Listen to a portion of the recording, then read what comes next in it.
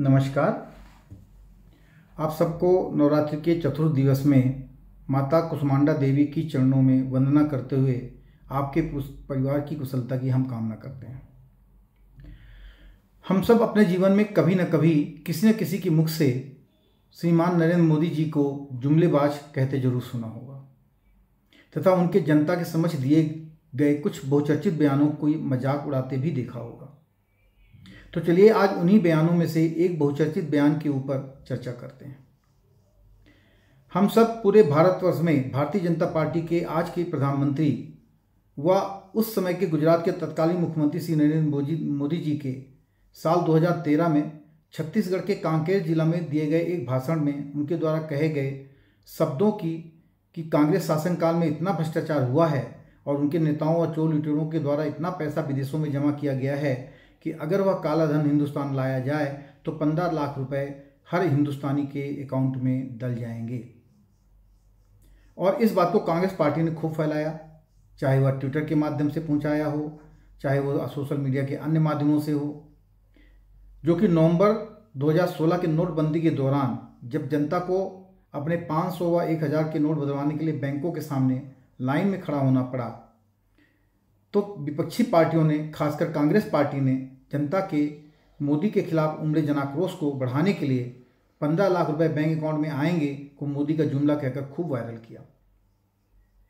वैसे भी अगर कोई प्रत्याशी जो कि उस पार्टी द्वारा अपनी पार्टी का प्रधानमंत्री उम्मीदवार घोषित किया गया हो तो उसकी हर बात से जनता में चर्चा का विषय बन जाती है। और कहीं अगर उस पार्टी का उस चुनाव में लहर चल रही हो तो जनता उस बात को सच भी मान लेती है। और जनता उस बात को सच मान लेती है तो कि उस व्यक्ति ने सत्ता में आने के बाद अगर अपना वादा पूरा नहीं किया तो वह उसको टोंक सकती है, कह सकती है। आइए आज इसी वायरल वीडियो या मैसेज जिसमें श्री नरेंद्र मोदी जी को इस मामले के में जनता के अकाउंट में 15 लाख रुपए आएंगे कहते दिखाया जा रहा है या बताया जा रहा है कि डिकोडिंग करते हैं। तो दोस्तों, मैं हूं राजेश कुमार खरे और आप देख रहे हैं हमारा यूट्यूब चैनल धर्म संकट। एक बात तो सर्वविदित है कि प्यार व जंग में सब जायज है, अतः अपने फायदे के लिए किसी के बातों को तोड़ मरोड़ कर पेश करना चाणक्य नीति का एक हिस्सा है। क्योंकि चाणक्य कहा करते थे कि जंग जीतने के लिए साम दाम दंड भेद जो उचित हो उसका प्रयोग जरूर करना चाहिए, और किसी को उसके ही किसी बात को तोड़ मोड़ कर पेश करके जनता में उसे बदनाम करना व अपना उल्लू सीधा करना राजनीति का एक हिस्सा है। वैसे भी इलेक्शन लड़ना एक जंग के बराबर ही माना जाता है। आगे बढ़ने से पहले हम आपसे निवेदन करते हैं कि जो पहली बार हमारे इस धर्म संकट चैनल को देख रहे हैं, अगर आपको इसका कंटेंट अच्छा लगे तो आप मेरे इस वीडियो को लाइक कर दें, और जिन्होंने अभी तक सब्सक्राइब नहीं किया है वह इसे सब्सक्राइब कर दें। साथ में बगल में दिए गए बेल आइकन को दबा दें, जिससे कि जब भी हमारा कोई नया वीडियो आएगा तो आपको नोटिफिकेशन पहले पहुंच जाएगी। तो सर्वप्रथम हम यह देखते हैं कि क्या नरेंद्र मोदी जी ने 2013 में प्रधानमंत्री बनने से पहले अपने किसी भाषण में ऐसा कुछ कहा था कि बीजेपी के सत्ता में आने के बाद सभी हिंदुस्तानियों को विदेश से काला धन भारत लाने के बाद उनके अकाउंट में 15 लाख रुपए डाले जाएंगे। तो जब हमने गूगल में जाकर इस भाषण के बारे में जांच पड़ताल की तो पता चला कि उनकी भाषण को कांग्रेस मीडिया व खुद कांग्रेस पार्टी ने जनता के समक्ष तोड़ मोड़ कर पेश किया है। तो चलिए उनका इस संदर्भ में दिए गए भाषण की एक क्लिप आपको दिखाते हैं।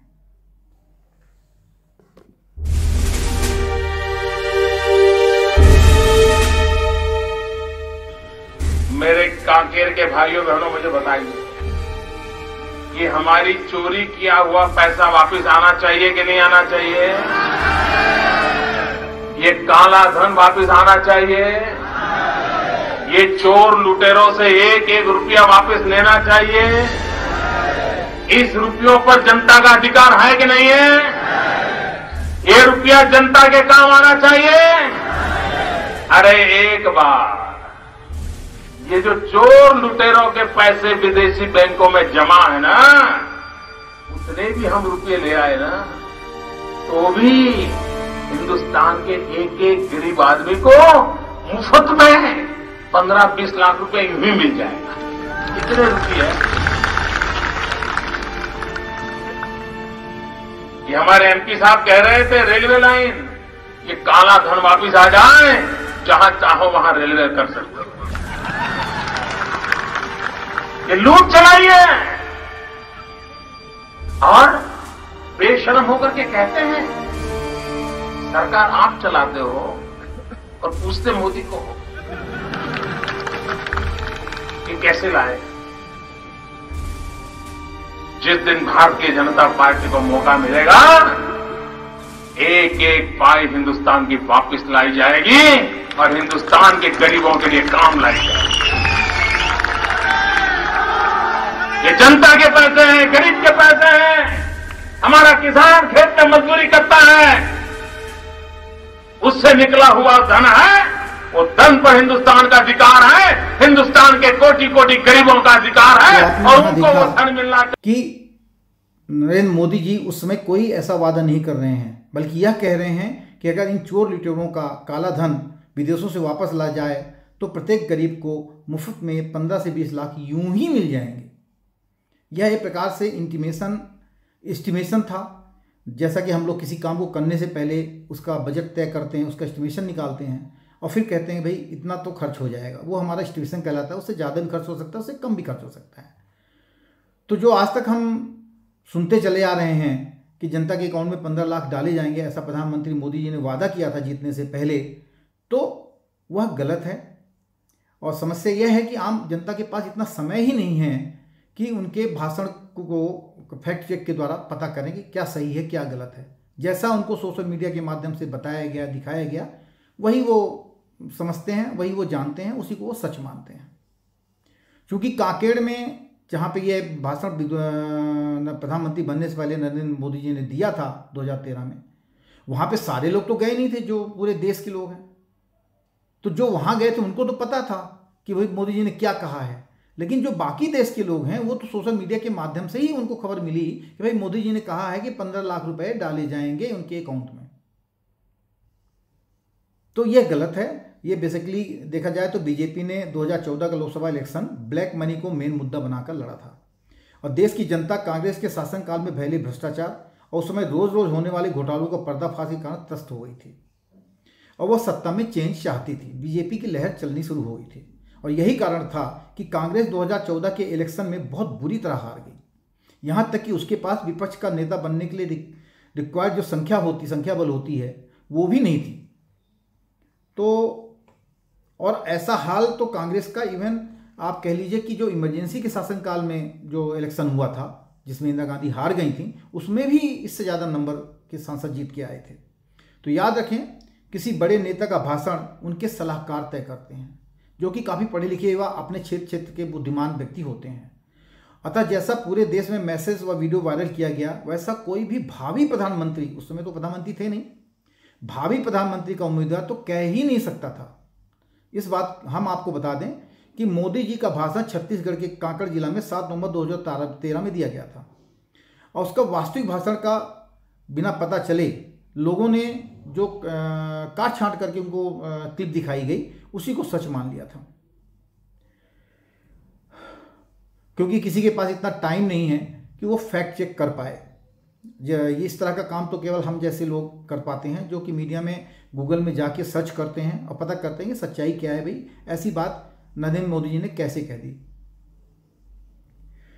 हालांकि दूसरा कारण एक और भी है, मीडिया हाउसेस जो हैं वो 2 धड़ों में या 3 धड़ों में बटी हुई हैं। कुछ मीडिया हाउसेस बीजेपी के पक्ष में बात करती हैं, कुछ मीडिया हाउसेस कांग्रेस के पक्ष में बात करती थी उस समय। तो ये मीडिया हाउसेस ने भी उस क्लिप को एडिट करके ऐसा काट करके दिखाया जिससे पब्लिक के मन में भ्रम बैठ जाए।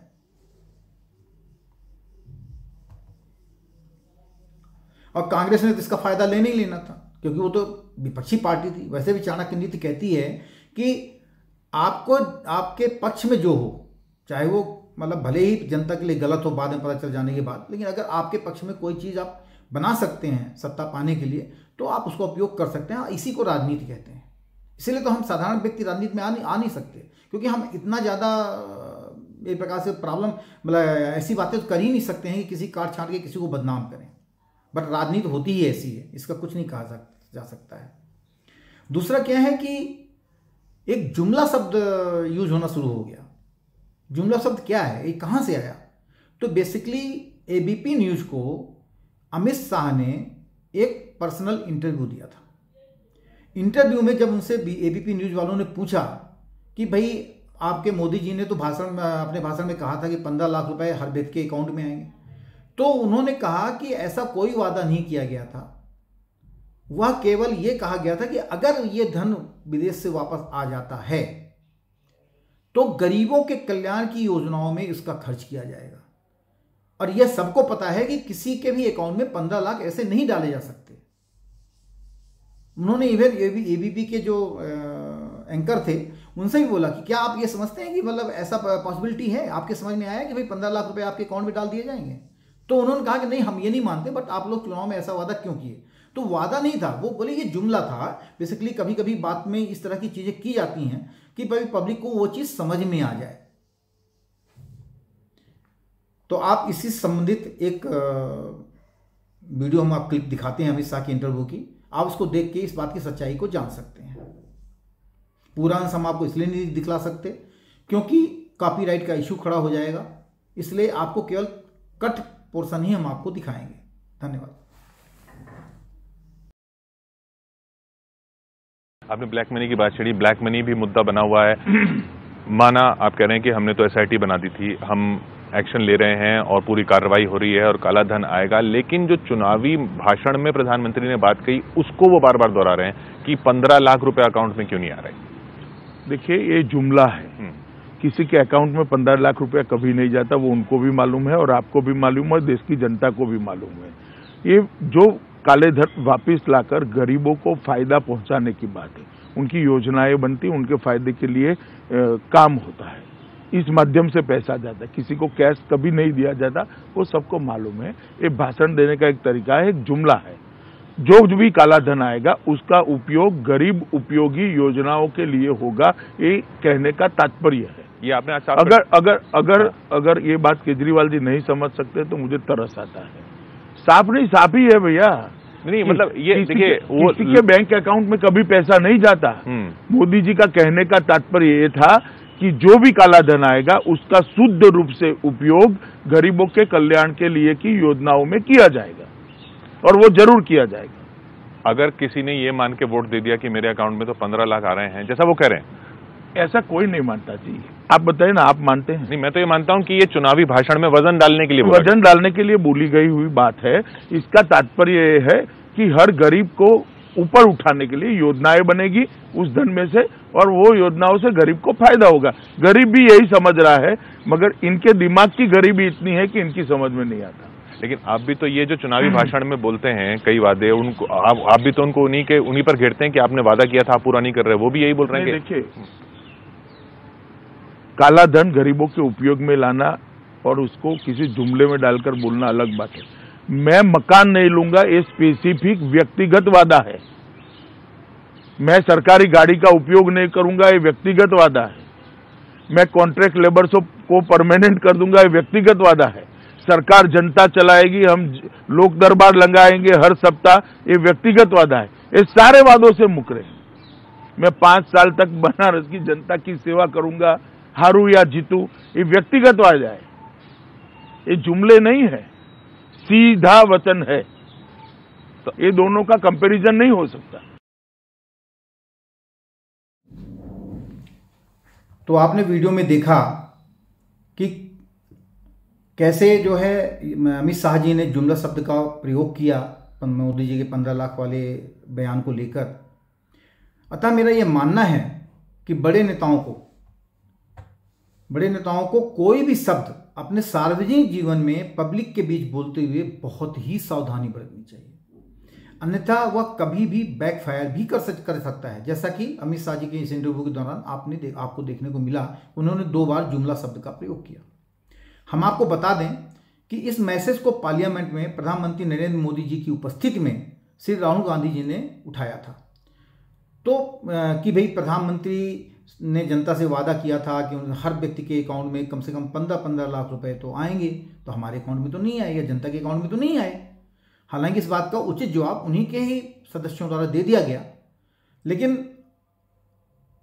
अगर उसके आगे की मतलब अन्य कार्यवाही के ऊपर हम चर्चा करेंगे तो वीडियो तो एक तो बहुत लंबी हो जाएगी, लेकिन इस शब्द को हमें समझना होगा कि नेताओं द्वारा जो भी भाषण दिया जाता है उसको अगर आप पूरा नहीं देखते हैं और काट छाट कर आपको कुछ चीज़ दिखाया जाता है तो अर्थ का अनर्थ हो जाता है।